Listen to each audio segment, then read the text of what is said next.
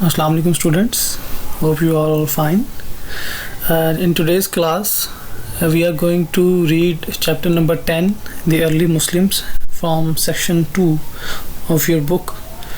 That is of section 2 is of history. It is on page number 47.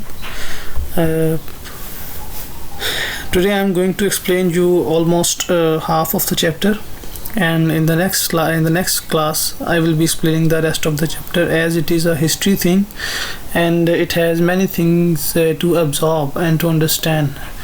So that's why I have divided it in two lectures, and with this lecture I'll be sending you the question answer of this part as well, and in the next lecture the question answer of the next half and the next half of chapter will be sent to you on the prescribed day.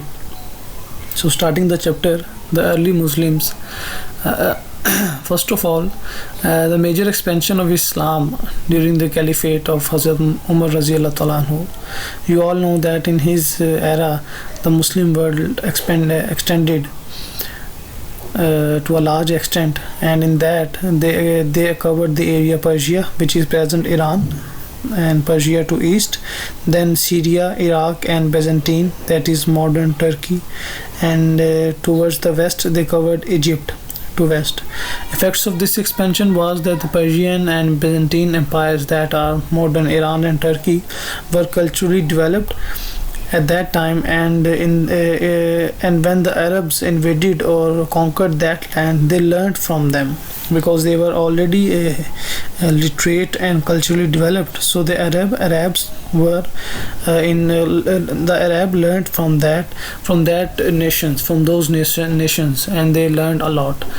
And you will be told in further lecture that what was the techniques or what was the subjects they learned from these nations.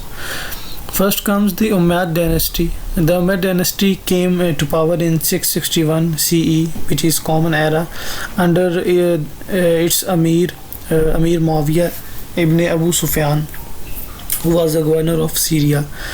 He shifted in his reign. He shifted the capital to Damascus, which is Syria, today's Syria, a city of historical importance. And in his era, he expanded his dynasty across North Africa, Europe and Asia, and Tangier, which is Morocco in North Africa, and towards Spain, which is in Europe, and Bukhara and Samarkand, that is Uzbekistan, Sindh up to Multan, which is from that time that was India. So this was the expansion he made during his reign. The development of navy by the Umayyad ruler, which was Amir Muawiyah, resulted in conquests by sea of the island of Sicily and the Rhodes, Constantinople, Mediterranean, and then Spain under General Tariq. When Amir Muawiyah developed his navy, and after developing his navy he also conquered these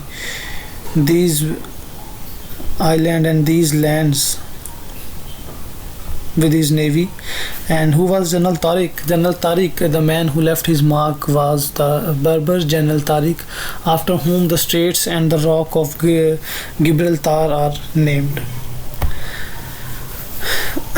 The effects of Muslim rule in Spain under the Umayyads were that the Cordoba was made the capital of the Umayyad dynasty. Education, science, medicine, art and culture flourished, and Cordoba's university was the largest and the best of that time. It was a tolerant society, especially in context of tolerating the other religions in the area who were present there already, or even after they conquered the area. They were quite tolerant about the other religion. They respect their faiths and their culture and their religion. The Arab rule lasted in Spain till the 15th century, and their influence can be seen in architecture, language, food, and culture present in that region. And Granada was the last stronghold. To the east, Muslim rule swept into Central Asia to the borders of present China.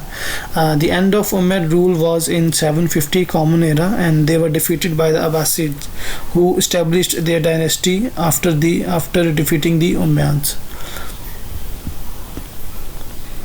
The second period, that was of Abbasids, that lasted from 750 to 1258 Common Era, and Harun al-Rashid and his son Mamun was famous rulers of this dynasty, and they found the city of Baghdad. And the Abbasid period is also known as the age of wealth and culture. Greek and Latin works were translated, and medical schools were set up in that area. And the most famous work was Baitul Hikmah, that were House of Wisdom, was established in Baghdad, which is in present Iraq.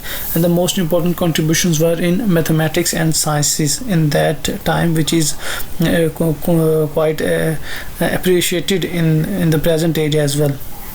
The Abbasid dynasty came to an at the hands of Mongol warlord, that was Alaku Khan, in 1258. The rise of other Islamic states during the 8th and 9th centuries were the Turks, Ghaznavis. The Seljuk Turks occupied Iran, Iraq, and present Turkey.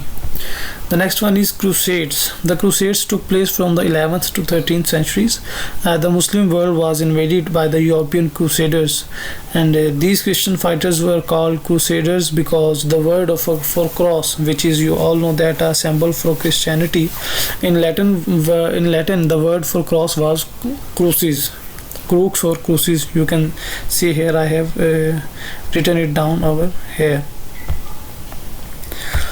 During the Crusade period, the most important personality of that time was Salahuddin al-Ayyubi. You all must have heard about him. And Muslim Salahuddin Ayyubi was of Kurdish origin, and he ruled over Syria and Egypt and recaptured Jerusalem, or you can also say that Jerusalem, which is commonly called Jerusalem, in 1188 Common Era from the Crusaders. And he was a kind of generous ruler. He cared for everyone regardless of his relation, as once he sent a doctor of that time, we can say that, for Richard I, who was the ruler of England. When he fell ill, then Salahuddin al-Ayyubi sent his doctor from his side for his checkup, so that he could recover. Though he was his enemy, he was his rival, still he sent as he was generous.